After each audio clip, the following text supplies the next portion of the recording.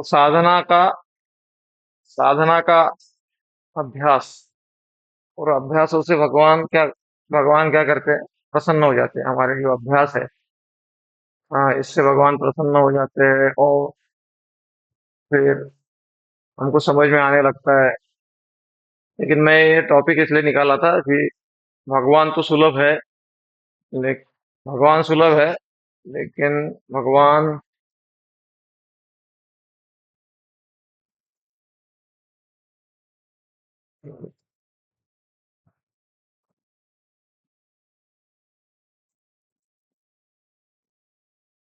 भगवान सुलभ है, लेकिन भगवान गीता में कह रहे हैं कि मेरा भक्त जो भगवान को समझ चुका है वो दुर्लभ है। तो ये दुर्लभता भक्ति के द्वारा प्रदान होती है। कुंती महारानी जो है वो कृष्ण को समझ पा रही है। बाद में जब हमारी भक्ति आती है तो बाद में कुंती महारानी ने कहा कि भगवान की मेरे ऊपर बहुत कृपा है। तो हमारे ऊपर हमारा क्या है कि हमारा भक्ति में प्रगति हो रहा है कि नहीं, कैसे पता चलेगा? जब हम अंदर से धन्यवाद दे रहे हैं भगवान को, कि भगवान की हम ऐसा मान रहे हैं कि भगवान की मेरे ऊपर बहुत कृपा है। हम दुख में भी है तो भी हम ऐसा सोच रहे हैं कि भगवान की मेरे ऊपर बहुत कृपा है। तो ये भक्ति का लक्षण है। कुंती महारानी के जीवन में अनेक कठिनाइयां आई। उस सारे कठिनाइयों के बाद भी उसका उसका सोचना हमेशा वैसा ही था कि भगवान की कृपा है। तो ये जो थॉट प्रोसेस है, ये भक्ति का प्रभाव होता है। ये वास्तविक हम भक्ति करते हैं, वास्तविक हम जब नाम जप करते हैं, तो हमारा थॉट प्रोसेस, सोचने का तरीका, और एटिकेट बोलते हैं ना, काफी बार हम नए लोगों को एटिकेट सिखाना चाहते हैं, लेकिन बार बार सिखा के भी वो सीख नहीं पाते, क्योंकि उनका जो नाम जप है वो ही ढंग के हुआ नहीं है। आप देखो, जिस जिस भक्त का नाम जब अच्छा सा हुआ है, जिसका मन चित्त कृष्ण में लग गया है, और जिसको कृष्ण सबसे ज्यादा पसंद है, कृष्ण जो भक्ति में रम गया है, उस व्यक्ति भक्त का व्यवहार देखो आप। पूरा एटिकेट उसको सिखाने की जरूरत नहीं पड़ती ज्यादा अलग से। उसको ऑलरेडी समझ में आ जाता है कि मुझे ऐसा व्यवहार करना है। उसको जो मायावी गुण है, मायावी स्वभाव है, मायावी कार्य है, अच्छे नहीं लगते उसको। उसको तुरंत सेंस हो जाता है, वो हाईली सेंसिटिव हो जाता है। उसको समझ में आता है कि जब हमारा साधना ठीक होता है, उसको समझ में आता है कि ये जो मैं कर रहा हूँ अपराध है। जब तक हमारा चेतना फाइन ट्यून नहीं होता, तक अपने को समझ में नहीं आता कि ये कुछ अपराध भी है इसमें। तो जितना हमारा चेतना अभ्यास करेंगे, हम जितना हम श्रवण कीर्तन अच्छे से करेंगे, तब हमको समझ में आएगा। और मैं ये कह रहा था कि कुंती महारानी ने कहा कि मेरे ऊपर भगवान की बहुत कृपा है। था ऋषिकेश खलेन देवकी कंसातिरुद्धाति चिरं शुचार्पिता विमोचिताम् अहं स आत्मजा विभूत एव नाथेन मुहुर्विपद्गना। तो मेरी आपने बहुत रक्षा की। तो ये भक्त का दृष्टिकोण भक्ति के द्वारा ही जागृत होता है। जैसे आप रास्ते से चल रहे हो, या आपको कुछ ठोकर लग गई, कुछ ऐसा हो गया, तो आप, जो संसारी जीव रहेगा, जिसने भक्ति जागृत नहीं किया है, वो बोलेगा मैं इतना दो माला जप किया फिर भी भगवान ने मेरा साथ ऐसा क्यों किया, ऐसा बोल सकता है। या फिर जिसका भक्ति वास्तविक जागृत हो चुका है, वो ऐसा कह सकता है कि अरे, भ- मेरा तो शायद जान जाने वाला था, भगवान ने इतने में निपटा दिया। पता नहीं अगला जन्म लेना पड़ता, वो अगला जन्म कैंसिल कर दिया भगवान ने। ऐसा भी सोच सकते हैं ना, सोचने के लिए हर तरीके से सोच सकते हैं। तो वो सोच भी भक्ति से ही आता है। हाँ, ददामी बुद्धि योगम तम, ददामी बुद्धि योगम, बुद्धि योग। जैसे अर्जुन का पुत्र मर गया, अभिमन्यु, तो वो रो रहा था। तो रोना स्वाभाविक है, अपना कोई मर गया, लेकिन उसने भगवान का काम छोड़ नहीं दिया। भगवान का काम करना क्यों नहीं छोड़ दिया? क्योंकि उसको अंदर से, हृदय से ये ज्ञान हो गया कि मेरा पुत्र सही जगह गया है। उसको अंडरस्टैंडिंग आ गया ये, कि वो कुछ समय के लिए आया था, अभी वो भगवत धाम चला गया है भगवान की कृपा से। वो समझ में आ गया, इसलिए भगवान की सेवा करते रहा वो। कुरुक्षेत्र के युद्ध में भगवान के आदेश के अनुसार। इसी प्रकार भक्त भी कठिनाइयों में, कठिन परिस्थितियों में भी भगवत अर्पण समर्पित रहता है, क्योंकि उसको भगवान अंदर से क्लैरिटी देते हैं भक्त को। हाँ, स्पष्ट ज्ञान देते हैं, क्लैरिटी देते हैं। उस क्लैरिटी के कारण जो है वो, उस क्लैरिटी के कारण वो सवारत रहता है। तो कुंती महारानी कृतज्ञता व्यक्त कर रही है। तो हमारे जीवन में भक्ति में भी ऐसा ही है कि कैसा है हमारा स्वभाव, ऐसा है जितना भी मिला उतना कम है, ये हमारा स्वभाव है। इसीलिए आप देखोगे अपना स्वभाव कहा जाता है कि संसारी स्वभाव ये है, we get get get and forget. मतलब बचपन से लेकर अब तक अपने को बहुत सारे लोगों ने बहुत सारी मदद की, बहुत लेते रहते हैं, हम लेते रहते हैं और लेते रहते हैं और हम बोलते हैं we get get and forget, और कहते हैं कि अ, भूल जाते हैं हम कि भगवान ने किसी ने हमने को मदद भी किया है। और भगवान देते रहते हैं, Lord gives gives gives and forgives. भगवान देते रहते हैं देते रहते हैं, और हम गलतियां करते रहते हैं, और भगवान क्षमा करते रहते हैं। तो भगवान का स्वभाव है, इसीलिए उनके आश्रय में जाना चाहिए। हमारा लिमिट है कि हम लोगों को कितना क्षमा कर सकते हैं, लेकिन भगवान अनलिमिटेड है। अधम ताम तारण तुमी, ऐसा एक क्यों ठाकुर एक वैष्णव है, वैष्णव गीत में कहते हैं अधम तारण। भगवान क्या है, अधमों का उद्धार करने वाले। जैसे हम भागवत की प्रार्थना भी कहते हैं, मतलब एक भागवत की प्रार्थना करते हुए हम कहते हैं कि प्रेमना असाधु साधुता धाई, नाती नीचो कतारक, हान जिन हान मुंच कदाचिन्माम, प्रेमना हृत्कंठयो स्फुरः। असाधु साधुतादायी। भागवतम क्या है? भागवतम ये परमहंसों का ग्रंथ है। इस वास्तव में परम निर्मत्सराणाम, भागवत को वास्तविक जो निर्मत्सर हो चुके हैं ऐसे लोग ही समझ सकते हैं।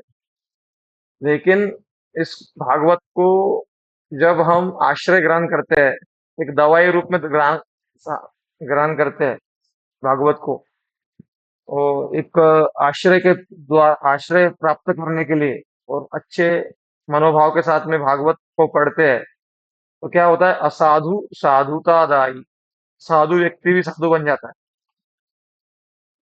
तो अपना जैसे आप रामायण को याद करोगे, रामायण का जो रचयिता कौन था?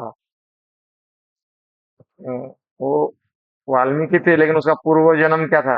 पूर्व जन्म नहीं, उसी जन्म में वो क्या काम करते थे? मारना काटना वही तो चलता था उनका। तो भगवान की भक्ति का प्रभाव है कि असाधु साधुतादायी, नाती नीचो तो तारिक। ये जो भागवतम है, ये असाधु व्यक्ति को भी साधु बनाने का सामर्थ्य इसमें रखा है। जानबूझ के अगर कोई गलत कार्य करे उसके लिए स्कोप नहीं है ज्यादा, लेकिन हमारे स्वभाव को परिवर्तन करने के लिए, हमारे जो अनर्थ है उसको निकालने के लिए बहुत स्कोप है भक्ति में। तो असाधु व्यक्ति को भी साधु बनाता है श्रीमद् भागवतम। जैसे आप तुलसी की आराधना करते, तुलसी प्रार्थना करते, तो प्रदक्षिणा करते, क्या कहते, यानी कानी च पापानि ब्रह्म हत्यादिकानि च। ब्रह्म हत्या जैसे पापों से प्रदक्षिणा, तुलसी की प्रदक्षिणा हमको काट रही है, मतलब हमसे मुक्त कर रही है, ये उसका अर्थ है। यानी चानी च पापानी ब्रह्म हत्या दिकानी च। केवल ब्रह्म हत्या ही नहीं, ब्रह्म हत्या तो टॉप में हो गई, तो ऐसे लेके कितने भी पाप हमारे पास्ट में है, उसको भगवान के भक्ति में कट रहे हो। तो भगवान की ये पूरी व्यवस्था है जिसके द्वारा हम ये पूरा इससे बाहर निकले। लेकिन इसके लिए हमको एक ही काम करना है, भगवान जो हमको भक्ति के द्वारा प्रदान कर रहे हैं, भगवान ने जो दिया उसके प्रति कृतज्ञ रहना है। तो सबसे बड़ा चीज जो मिलना है, नाम गोलोकेर प्रेम धन, हरि नाम संकीर्तन। गोलोक का प्रेम धन हमको भगवान ने दे दिया है। तो वो दिया, तो उसके लिए हम कितने हृदय से कृतज्ञ है भगवान के लिए, वो चीजें बहुत भक्ति में मैटर करती है। ऐसा कहते हैं कि जैसे गवर्नमेंट ने आपको गवर्नमेंट ने आपको 50,000 रुपए दे दिया, धन दे दिया, 1 लाख दे दिया, 50 लाख दे दिया, समझो, बोला कि चलो ये लो, पैसा लो और साल भर में कुछ करो, बिजनेस इन्वेस्ट, 0 इंटरेस्ट पे दे दिया और बोला कि पैसा वापस भी नहीं चाहिए, लेकिन अगर तुमने यूज नहीं किया 1 साल में तो वापस ले लेंगे। तो इसको खाने पीने में सोने में ही टाइम नहीं मिला साल भर, वो वही कर रहा था। वो उसको धन्यवाद में गवर्नमेंट को पैसा दिया, उसका कुछ लेना देना नहीं पड़ा है वो अकाउंट में। वो क्या होता है, यूज इट और लूज इट वाला चीज है। जैसे हमको मनुष्य जीवन मिला, अभी इसका भक्ति में उपयोग नहीं करेंगे तो ऑटोमेटिक 84 लाख योनि में घूमना पड़ेगा। ऑटो मोड है वो। पुनरअपि जननम, पुनरअपि मरणम, पुनरअपि जननी जठरे शयनम, शंकराचार्य कहते हैं।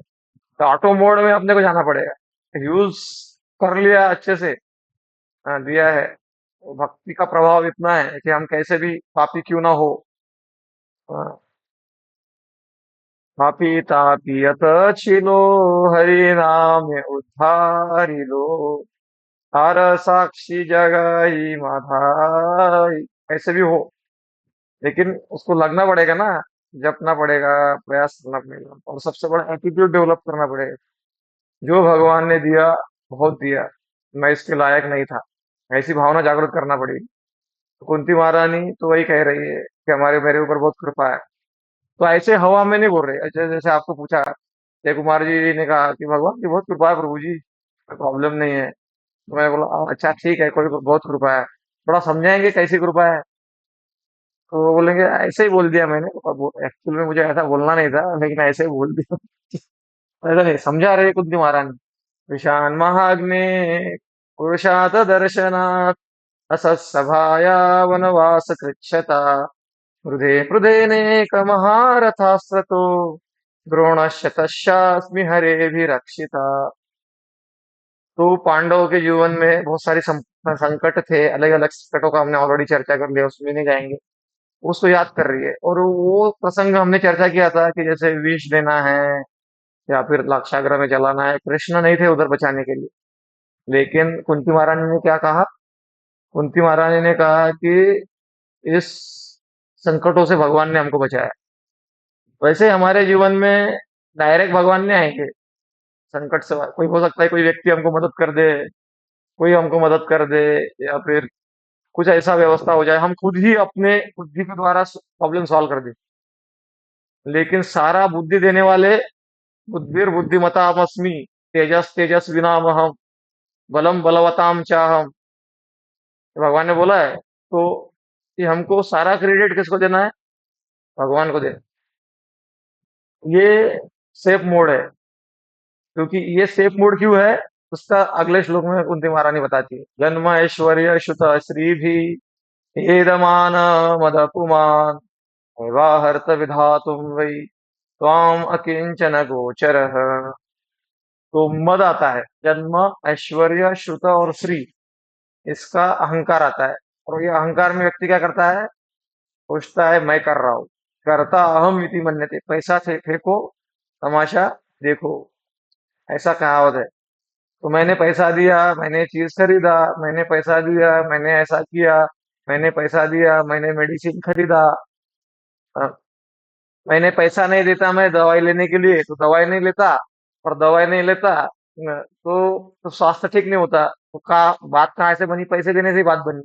इसलिए बाप बड़ा ना भैया, सबसे बड़ा रुपया है। तो लोगों की छोटी बुद्धि है तो कंक्लूजन वैसे ही निकलता है। लेकिन ऐसे भी उदाहरण है जो पैसा दे दे के भी रिकवर नहीं होते हैं, डॉक्टर भी बोलते हैं कि भक्त प्रार्थना करो, अभी हमारे एक्सरे में आ ही नहीं रहा है, प्रॉब्लम क्या है? सोनोग्राफी कर लिया, ब्लड टेस्ट कर लिया, अभी पता ही नहीं चल रहा प्रॉब्लम क्या है। तो प्रॉब्लम, तब तो भगवान याद आता है। तो हर जगह, हर सिस्टम में भगवान है, हर जगह। वो विषय नहीं है कि भगवान कैसे कंट्रोल कर रहे हैं चीजों को, उसको और वैज्ञानिक दृष्टि से बताया जा सकता है। हर जगह भगवान अगर सपोर्ट न करते, जैसे हम इतना अहंकार रखते हैं, हम खाना खा रहे हैं, काजू बादाम सब खा रहे हैं, तबीयत अच्छा रहे, सिस्टम ही काम नहीं कर रहा है, सेंट्रल प्रोसेसिंग यूनिट, पेट बोलते, पेट ही काम नहीं कर रहा है। हम वैश्वानरो भूतवा प्राणिनाम देहम आश्रिता प्राणापान समायुक्ता पचामी अन्नम चतुर्विधम।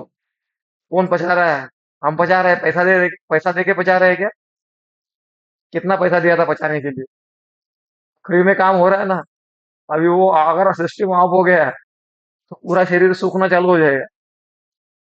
तो सब कुछ भगवान कर रहे हैं, लेकिन हम करता हम तो ये क्यों आता है?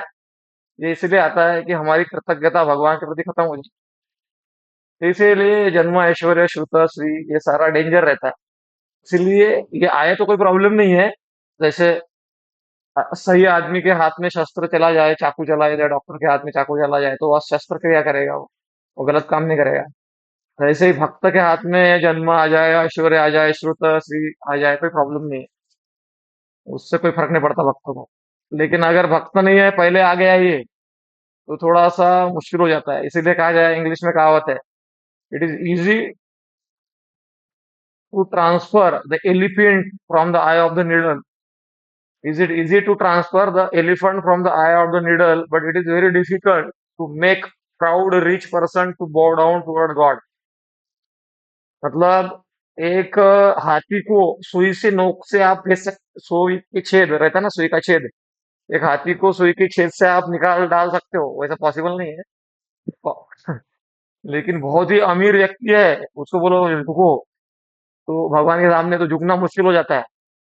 जो वो उसको बोले सब लोग प्रणाम करो, हमारे मंदिर में कभी बार आते हैं, तो जो सब लोग मेडिकल लोग रहते हैं, गरीब रहते हैं, वो लोग तुरंत दंडोत प्रणाम कर लेते हैं। तो थोड़ा सा नया करोड़पति वाला पार्टी वाला रहता है, करोड़पति आता रहता है, कभी कभार मंदिर जाता है, वो आता है झुको बोलता है, तो उसको झुकना आता नहीं है, वो ऐसे ही थोड़ा श्रद्धा रहता है, लेकिन मंदिर में आ रहा है तो श्रद्धालु है। लेकिन पता चलता है कि उसके सर पे धन का मान चढ़ा हुआ है, तो सारे लोग झुकते हैं, वो ऐसा ही रहता है हाथ जोड़ के बस। उसको दिख रहा है कि ऐसा प्रणाम करना पड़ता है। वो झुक नहीं सकता है, इसको मुश्किल हो जाता है। तो इसको निकालने के लिए चेतो दर्पण मार्जनी में लगेगा, वैसे वैसे नहीं होगा। क्योंकि चेतो दर्पण जब हुआ है तो फिर इस्कॉन में ऐसे भी उदाहरण है। हमारे अमरीश फोर्ड जी है, कितना फोर्ड कंपनी के मालिक है, वो 16 माला जब करते हैं, दीक्षित है प्रभुपाद जी के शिष्य, ये अल्फ्रेड फोर्ड के पिता अमरीश फोर्ड, नहीं नहीं, हेनरी फोर्ड के जो है भतीजे है शायद। तो वो अभी उनका देखो, वो दंडवत प्रणाम करते हैं, माफतलाल एंड सन्स है मुंबई में, बहुत पैसा है उनके पास में, पैसे की कोई कमी नहीं, दीक्षित भक्त है। वो दंडवत टॉयलेट साफ करते हो। कभी कभी ऐसा देखा गया है, तो ब्रह्मचारी आश्रम में जाते हैं, इधर मुंबई में, ऐसा मैं सुना एक प्रवचन में, किसी को पता नहीं है, कुछ गिने चुने लोगों को पता है। वो जाते हैं, सादा कपड़ा पहन के जाते हैं, और उधर ब्रह्मचारी आश्रम में किसी को बताते नहीं है, जाके टॉयलेट साफ करते हैं उधर। तो ये कहाँ से आया है ये? ये तो माना मदा पुमान, जब तक हमारे अहंकार अहंकार है, हमारे अंदर अहंकार है, तो उस अहंकार को निकालने के लिए क्या है सोल्यूशन? उसका सेवा भाव, ये उसका सोल्यूशन है। तो जानते हैं, तो अभी वो विषय नहीं, हम उतना ज्यादा डिटेल में नहीं जाएंगे अभी। में जाते हैं भागवतम में। भागवतम में कल हमारा श्लोक हुआ था, जन्म ऐश्वर्य श्रुत श्रीधि एद माना मद पुमान। अभी अगला श्लोक में चलते हैं।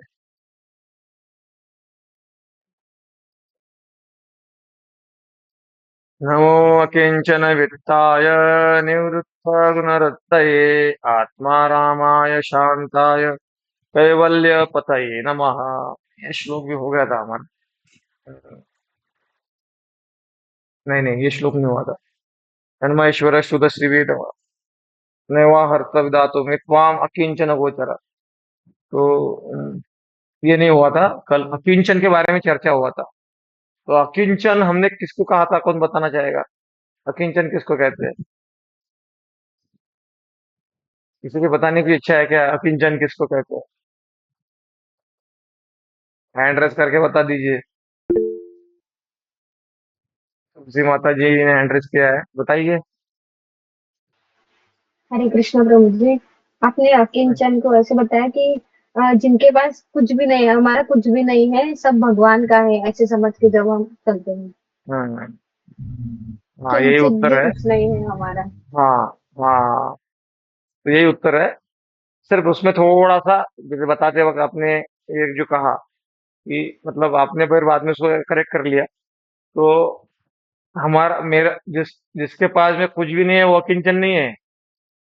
जिसके पास में कुछ नहीं है या जिसके पास में सब कुछ है, दोनों ही अकिंचन हो सकते हैं। एक गरीब व्यक्ति, जैसे चैतन्य महाप्रभु की लीला में श्रीधर कोलवेचा, उसके पास में कुछ भी नहीं था, वो भी अकिंचन था। राधा प्रताप रुद्र, उसके पास में पूरा राज्य था, वो भी अकिंचन था, किंचन थे। वो कैसे अकिंचन थे? क्योंकि वो अपना कुछ मानते ही नहीं थे। तो पॉइंट अकिंचन कुछ का न ये है। समझना अपना। हाँ हाँ हाँ, वही चीज। कुछ ना अपना समझना, सब कुछ भगवान का मानना। वो गरीब हो या अमीर हो, दोनों ही अकिंचन बन सकते हैं।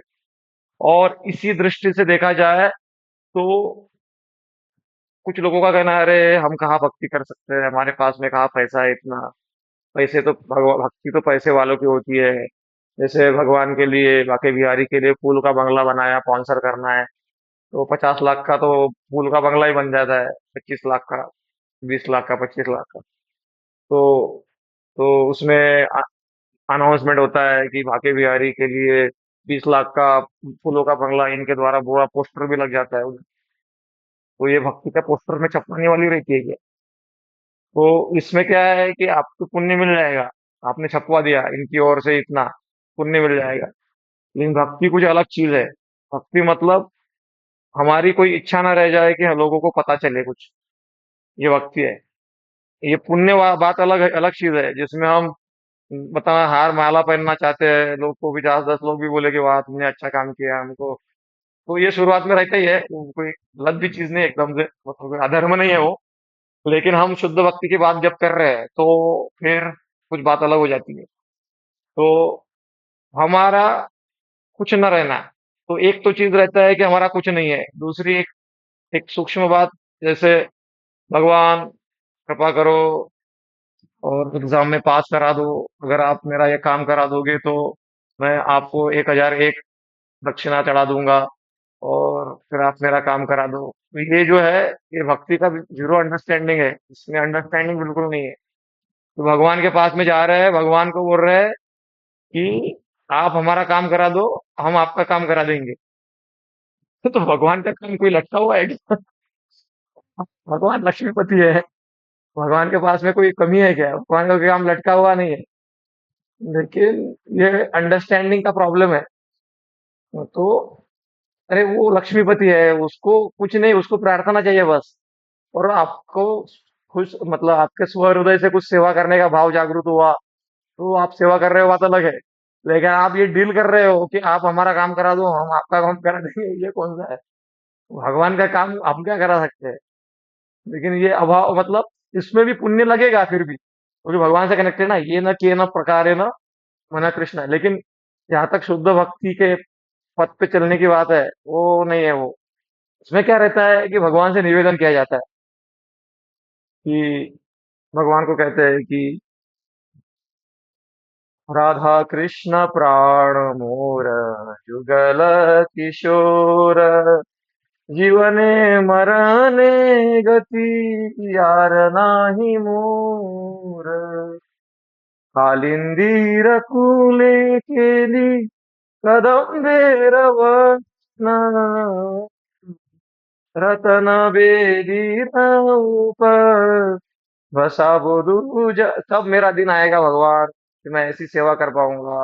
भगवान कब ऐसे दिन आएगा कि मैं ये कर पाऊंगा? ऐसा अपना लालसा व्यक्त करना है, ना कि डीलिंग करना है कि आपका काम हम करा देंगे, अब हमारा काम करा दो। तो ये भक्ति भाव थोड़ा साइड में हो जाता है इसमें से। तो उसको अकिंचन कहते हैं। अकिंचन के बारे में चर्चा कर रहे थे हम, तो उसको अकिंचन कहते हैं। उस दृष्टि को, उस भाव को जागृत।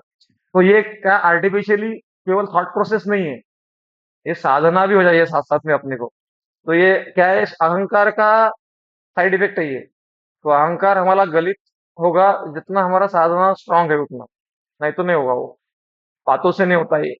बातें करने वाले बहुत है, विद्वान लोग हैं, वो बड़े बड़े बात भाषण देते हैं, अभी भी अहंकार ग्रस्त है। केवल जिसका नाम जब रुचि जागृत हो चुका है, और जिसके जीवन का लक्ष्य एकमात्र भगवत प्राप्ति बन चुका है, उसके जीवन में असली में ये ज्ञान उतरता है। इसीलिए देखो प्रैक्टिकल भी सोचना, प्रैक्टिकल जीवन में भक्ति उतारना पड़ेगा। तो ये श्लोक में पढ़ते हैं हम, नमो किंचन वित्ताय निवृत्त गुणरुत्तये आत्मा रामाय शांताय कैवल्यपतये नमः। कैवल्यपतये नमः। अनुवाद तथा तात्पर्य जगत गुरु स्वामी श्री प्रभुपाद जी के द्वारा। स्वामी श्री प्रभुपाद की। मैं निर्धनों के धन आपको नमस्कार करती हूँ। आपको प्रकृति के भौतिक गुणों की प्रतिक्रिया क्रियाओं प्रतियोगा क्रियाओं से कोई सरोकार नहीं है। आप आत्मतुष्ट है, तैव आप परम शांत तथा अद्वैतवादियों के स्वामी कैवल्यपति है। तो आज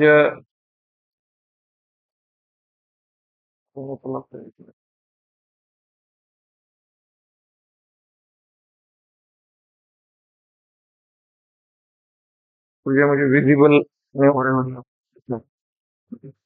तो आप वीडियो वीडियो ठीक है क्या जय कुमार जी? तो चलो हरे पढ़ना चाहेंगे आप? कृष्ण। आवाज आ रही है मेरी? हाँ, ठीक है, पढ़ देते हैं। पढ़िए तात्पर्य पढ़िए।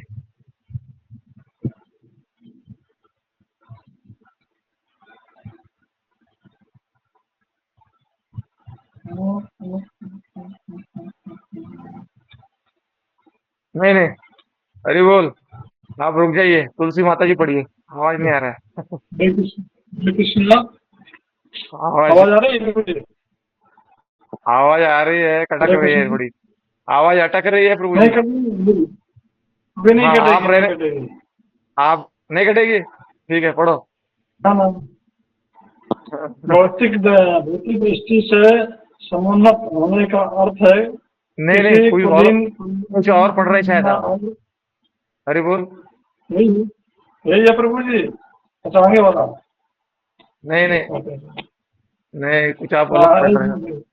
27 नंबर का। यदि हरे कृष्णा। हाँ हाँ, ये है। यदि जीव के पास कुछ भी ना रहे तो वह समाप्त हो जाता है। अतः वास्तव में देखा जाए तो जीव परित्यागी नहीं हो सकता। यदि जीव कुछ त्याग करता है तो वह कुछ और अधिक महत्वपूर्ण उपलब्धि के लिए करता है। एक विद्यार्थी अपने बाल्यकाल की सफलता का त्याग श्रेष्ठ शिक्षा प्राप्त करने के लिए करता है। एक नौकर अधिक अच्छा काम कर पाने के लिए अपना काम छोड़ता है। इसी प्रकार एक भक्त इस भौतिक जगत का परित्याग व्यर्थ नहीं करता, अपितु कुछ असली आध्यात्मिक उपलब्धि के लिए करता है।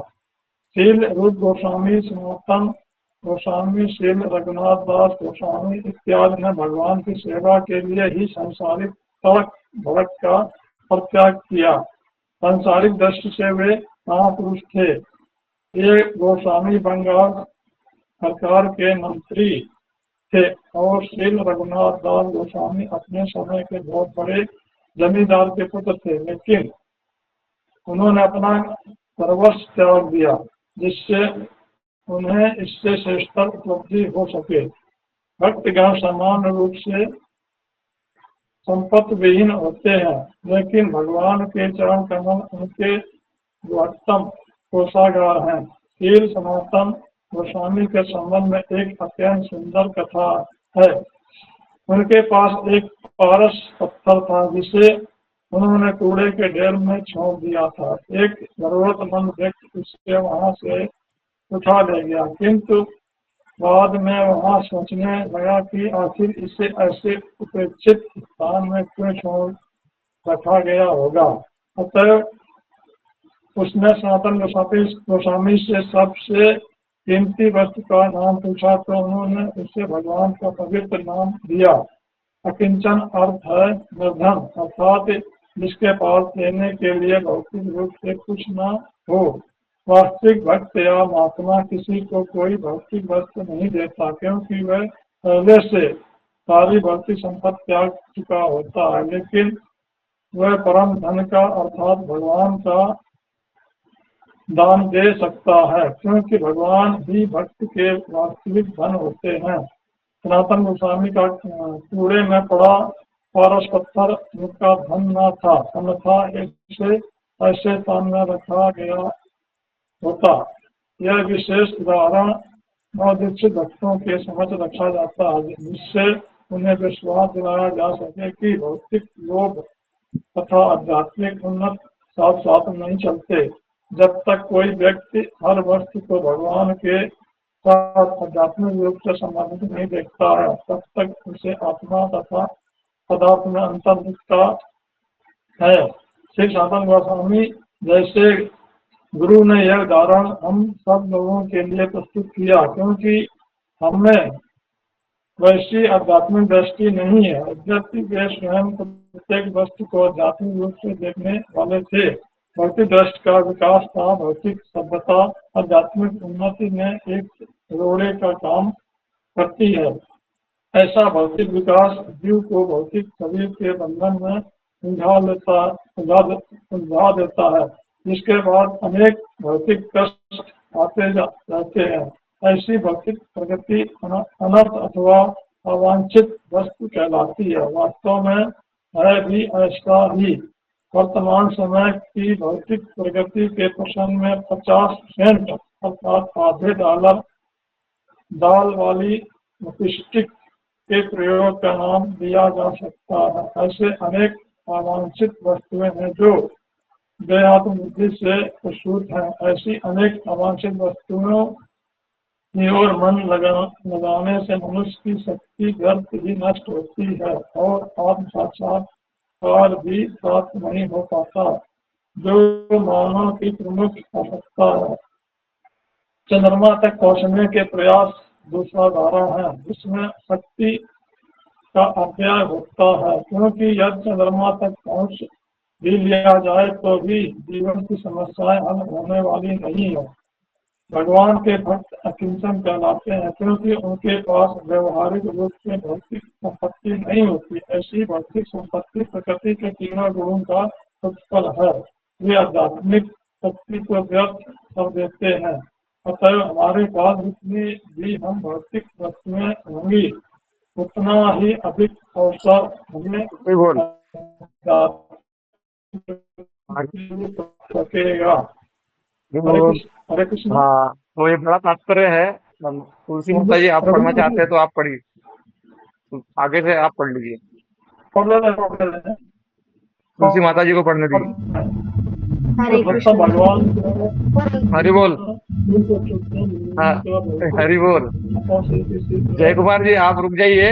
अभी आपने पढ़ लिया, अभी ये आगे का इनको पढ़ने दीजिए तुलसी माता हरे कृष्ण प्रभु। जी। पूर्ण पुरुषोत्तम भगवान का भौतिक कार्यकलापों से किसी तरह का प्रत्यक्ष संबंध नहीं होता। उनके सारे कर्म जो इस भौतिक जगत में भी प्रदर्शित होते हैं, आध्यात्मिक होते हैं और भौतिक प्रकृति के गुणों से रागविहीन होते हैं। भगवद गीता में भगवान कहते हैं कि उनके सारे कर्म, यहाँ तक कि इस जगत में उनका आविर्भाव तथा तिरुभाव भी दिव्य होता है, और जो इसे ठीक से जान लेता है वह इस जगत में फिर से जन्म न लेकर भगवत धाम को वापस जाता है। भवरों का कारण प्रकृति पर प्रभुत्व जताने की लालसा है। यह लालसा प्रकृति के तीनों गुणों की अंतःक्रिया के फलस्वरूप है, और न तो भगवान न ही भक्तगण ऐसे मिथ्या भोग के प्रति आसक्त होते हैं। अतएव भगवान तथा भक्त निवृत्त गुण प्रवृत्ति अतएव भगवान तथा भक्त निवृत्त गुण वृत्ति कहलाते हैं। पूर्ण निवृत्त गुण वृत्ति तो परमेश्वर है, जो प्रकृति के गुणों द्वारा कभी आकृष्ट नहीं होते, लेकिन जीवों में ऐसी प्रवृत्ति पाई जाती है। इसमें से कुछ भौतिक प्रकृति के मोहाकर्ष में फंस जाते हैं, क्योंकि भगवान भक्तों की संपत्ति है और वीडियो ऑफ भक्तगण करके उसी तरह पढ़िए, अगर वीडियो चले आपका तो निश्चित रूप से प्रकृति के गुणों से परे होते हैं। यह एक सीधा सा निष्कर्ष है। ऐसे अनन्य भक्त उन मिश्रित भक्तों के भिन्न है, जो दुख तथा दरिद्रता को दूर करने के लिए या उत्सुकता तथा तर्क के कारण भगवान के पास आते हैं। अनन्य भक्त तथा भगवान का एक दूसरे से दिव्य संबंध होता है, लेकिन अन्यों के लिए भगवान के पास कुछ लेन देन नहीं होती।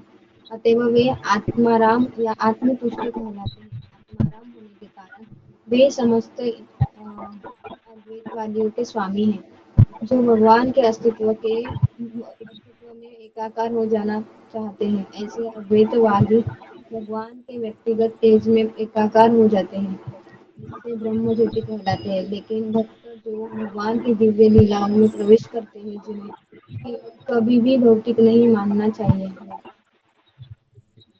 म्यूट कर लीजिए। आवाज थोड़ा सा आपका क्लियर नहीं था। हाँ, तो थोड़ा बैकग्राउंड से आवाज आ रहा है, मतलब थोड़ा सा कर कर ऐसा आवाज आ रहा है। म्यूट कर लीजिए। और एक अच्छा इसका आवाज है पता नहीं, आवाज करेक्ट। हाँ, इसके बैकग्राउंड से आ रहा है। प्रभु जी आप ही बोलकर एक्सप्लेन किया। नहीं, ये कौन है? राज राज प्रभु कौन है? राज प्रभु कहाँ से? चंद्रपुर से है क्या?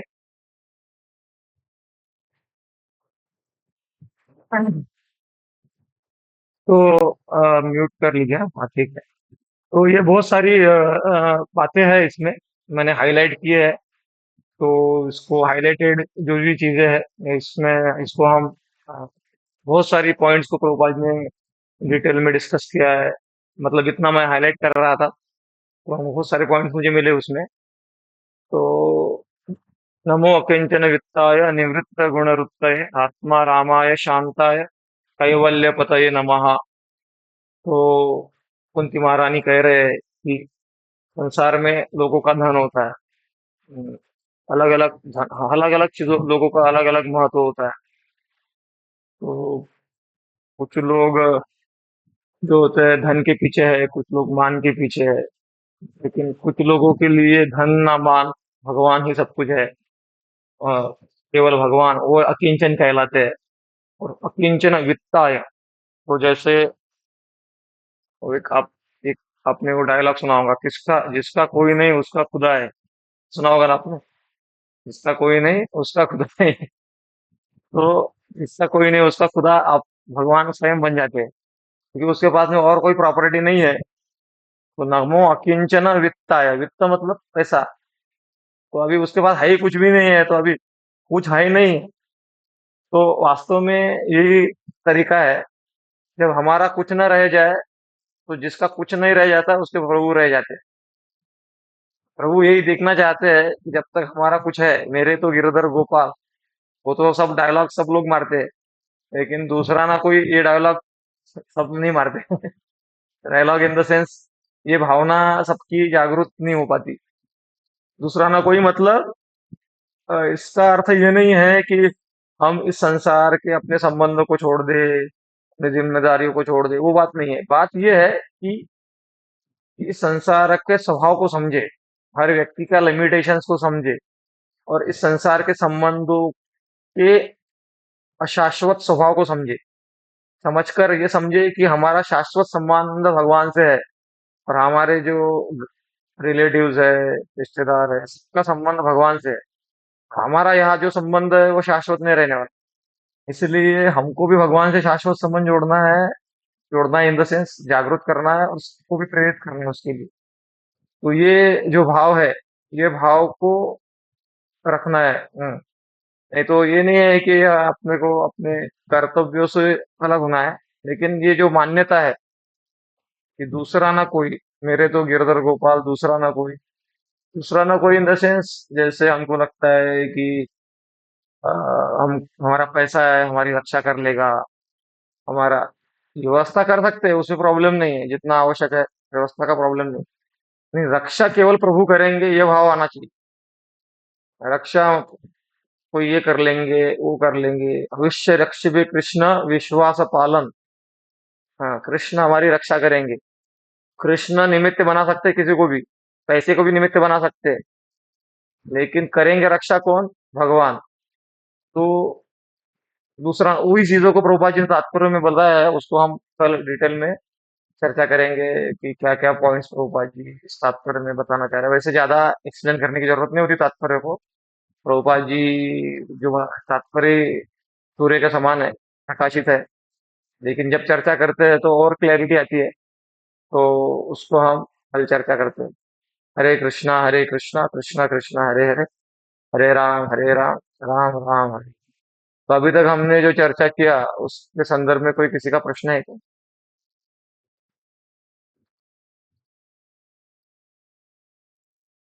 सब समझ में आ गया? अच्छा, माता जी ने हैंड रेस किया है। बताइए क्या प्रश्न है? हरे कृष्ण प्रभु जी प्रणाम। हरे कृष्ण। प्रभु जी अभी जैसे अहंकार आपने अभी बोला था, तो हम्म। हमारे साथ भी ऐसा होता है प्रभु जी की मतलब पुरानी बातें भी याद आती है कि कोई लोग हमें ऐसा कहे हैं तो हम उनके अब उन लोग बुलाते हैं तो पर वो बात पुरानी बात याद आ जाती है तो हमको उनके पास जाना हम्म। चाहिए कि नहीं जाना चाहिए। और बल्कि हम्म। वो हम्म। हमारे एकदम पूरा पूरा एकदम घर ही है समझो प्रभु जी, वो अपना ही अपने ही लोग हैं पर ऐसी ऐसी बातें इन लोग कह चुके हैं कि ना हम्म। वो बात वापस याद आ जाती है। हम्म। तो फिर क्या कहना चाहिए प्रभु? हाँ, अच्छा प्रश्न है आपका। हाँ, ये स्वाभाविक है, हम बद्ध है तो हमको याद आना स्वाभाविक है। और याद आना कोई पाप नहीं है। अगर इवन हमारे स्तर में हम इतना ज्यादा अपेक्षा नहीं कर सकते हम खुद से कि हमारे मन में भी कोई मतलब द्वेष की भावना या फिर किसी ये भावना ना आए, किसी के प्रति क्रोध की भावना ना आए। ये थोड़ा ज्यादा एडवांस लेवल है। अभी हम पहला अपना लेवल ये क्रॉस कर ले कि बाहरी जो हम बोलना बोलते हैं, जुबान पे हमारे लगाम नहीं है। मतलब मैं एक व्यक्ति के बारे में नहीं बोल रहा हूँ, किसी के जनरल बोल रहा हूँ। किसी का ऑलरेडी एडवांस लेवल हो सकता है। तो अभी जो हम बाहरी जो अपना कंट्रोल है, तस्मात इंद्रियानी नियम में आदो, कृष्ण ने गीता में कहा है। तो हम खुल के जो बुरा बोल देते थे बिना सोचे विचारे, तो उसको हम कंट्रोल करें एटलीस्ट। उसको बात मुंह से बात मतलब जबान से बात ना निकाले, थोड़ा सहन कर ले उसको। या फिर एकदम मतलब किसी के प्रति कुछ बोल देते थे या फिर कुछ कर देते थे फिजिकल जो, तो उसको बंद कर दे पहले। तो और साधना में जोर दे, तो साधना में जब जोर देंगे तो सूक्ष्म में प्रवेश होगा हमारा बाद में। और सूक्ष्म में भी फिर ये जो याद आ रहा है हमको, अभी याद आने का तीव्रता ज्यादा है तो याद आने का तीव्रता कम होगा, फिर धीरे धीरे कम होगा, फिर कम होगा। फिर एक बार ऐसा होगा कि पूरा खत्म नहीं होगा, क्योंकि ये जीवन में हमने जीवन में बहुत सारी घटनाएं घटी है, तो भूल जाएंगे तो वो याददाश्त चली गई, ऐसा हो जाएगा ना। तो समझो, लेकिन उसमें जो जहर था उस घटनाओं का, वो जहर निकल जाएगा पूरा।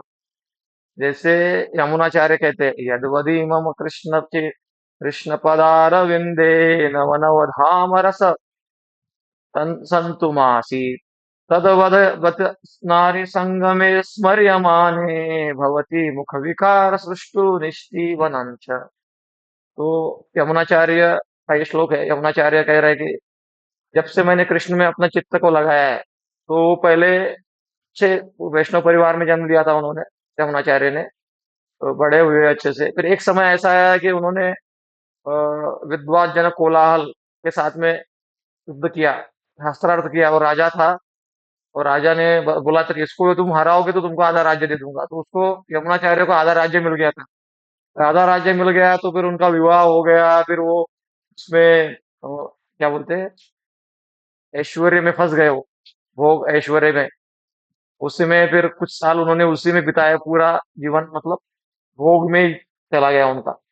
लेकिन वो थे बहुत एडवांस पहले से। तो फिर वो पूरे स्टोरी में नहीं जाता, फिर कुछ कारण से फिर उनको जागृति हुई फिर कि अरे मैं गलत चला गया था। फिर वो भक्ति में फिर से आए। फिर वो बाद में यमुनाचार्य बने। और ये रामा श्री संप्रदाय की फेमस कथा है ये। तो यमुनाचार्य बने, और फिर वही रामानुजाचार्य के गुरु बने बाद में। मतलब वो और गुरु रूप में उनको बोला जाता है।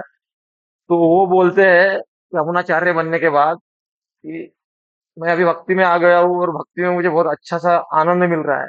लेकिन कभी कभी ऐसा होता है कि जो मैं राजा के जीवन में था और कुछ ऐसे घटनाएं घटी है भोग की, कभी कभी माइंड से क्रॉस हो जाती है। लेकिन जैसे हमारे माइंड में कोई विचार आ गया ऐसा गलत है, कोई है क्रोध का है ये, तो हम बोलते हैं ऐसा उसने मेरे साथ किया था, मैं देख लूंगा ऐसा वैसा। अभी और चिंतन चला, 1 घंटा वही चलता रहता है। लेकिन रामानुजाचार्य का क्या हुआ, उसके माइंड में क्रॉस कर लिया वो भवती मुख विकार, वो वो विचार के ऊपर थूक दे, वो भवती मुख विकार भव सुष्टु निष्ठीवनम च, ऐसा वो श्लोक में कहते हैं कि ऐसा विचार आता है और तुरंत मैं उस विचार के ऊपर थूक देता हूँ कि ये तो निकृष्ट रस है, भक्ति के द्वारा जो प्राप्त हो रहा है वो श्रेष्ठ है। तो ये कब होता है? जब वास्तव में उसका रिप्लेसमेंट होता है। जो शराबी व्यक्ति है वो शराब को छोड़ता है, जैसे इस्कॉन में जब आते आए कुछ वक्त आए पहले, तो वो शराब पीने वाले थे, कुछ ऐसे थे जैसे प्रसाद खाया उन्होंने, गुलाब जामुन खाया, उनको बोला गुलाब जामुन तो शराब से अच्छा नहीं है। कहाँ प्रसाद है गोविंदे। तो वैसे विदेश में प्रभुपाद जी ने हिप्पी को प्रचार किया, तो हिप्पी लोग तो बहुत गलत कार्य में लगे हुए थे, प्रचार किया, प्रसाद खिलाया खिलाया, उनको एक उच्च स्वाद मिला तो गलत छूट गया उनको। ऐसे ही हमारे हम भक्ति कर रहे हैं तो विचारों का लेवल बहुत सूक्ष्म लेवल है, उसमें तो आएगा। लेकिन हम जो पहले फिजिकल में आते थे, कुछ बोल देते थे, उतना तो हम कंट्रोल करें। और धीरे धीरे हमको समझ में आएगा कि जो लोग जो हमारे साथ में गलत करते हैं, don't blame the instrument of your own karma, Prabhupada ji कहते हैं कि जैसे हमने कुछ कर्म किया है तो उसका फल भोगना है, तो किसी को निमित्त बनाया गया है और वो निमित्त बना और हमको भोगना पड़ा, तो निमित्त को आप दोष दोगे क्या? निमित्त को दोष नहीं दोगे ना, क्योंकि वो तो निमित्त है, एक्चुअल में उसके पीछे कर्म है। तो ये भक्ति के द्वारा अपने को थोड़ा अंडरस्टैंडिंग बढ़ता है धीरे धीरे, और धीरे धीरे फिर वो विचार भी कम होने लगते हैं। तो ये ग्रेजुअल प्रोसेस है। ठीक है। हरे कृष्णा। तो शायद आपका प्रश्न का कुछ हद तक प्रश्न उत्तर दे दिया होगा मैंने। जय कुमार जी, बाकी लोगों को अगर लेट हो रहा है तो आप लेफ्ट कर सकते हो, प्रॉब्लम नहीं। बोलिए जय कुमार जी, क्या प्रश्न है आपका? बोलिए। हमारा प्रश्न है ऐसे ही कि जो भगवान श्री कृष्ण जी, आवाज आ रही प्रभु जी?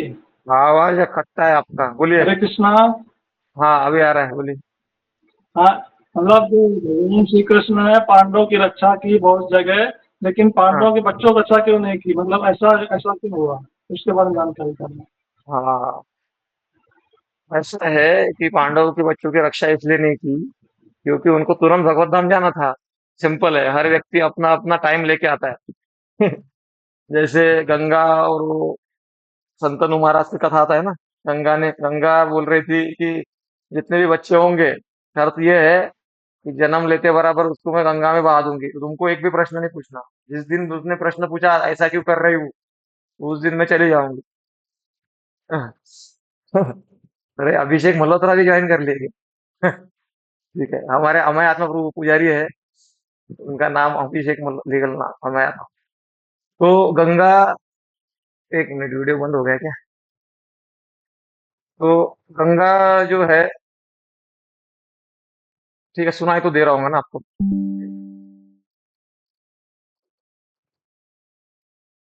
तो वो फेंक रही थी बच्चों को, और फिर आठवां बच्चा जब आया उसको फेंकने का टाइम आया तो शंतनु ने ऑब्जेक्शन दिया, तो वही वसु जो है भीष्म पितामह जो है वो रुक गए उधर,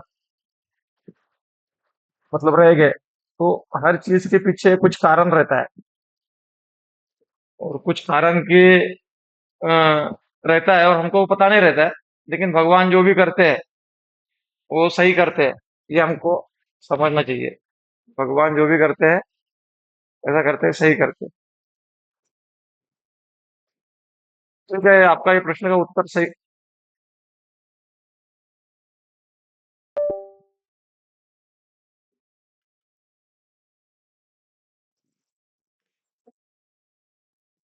हरे इसका कृष्णा। उत्तर मिल गया क्या प्रभु जी? यस प्रभु जी, मिल गया, उत्तर मिल गया। हाँ हरि बोल जय हो। एक्चुअली ये थोड़ा वीडियो सेटअप है ना उसका, उसके कारण कभी कभी वीडियो बंद हो जाता है।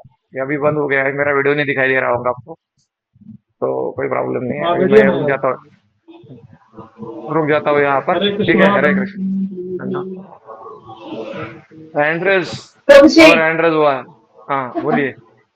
हाँ प्रभु जी, मेरा कान्हा जो है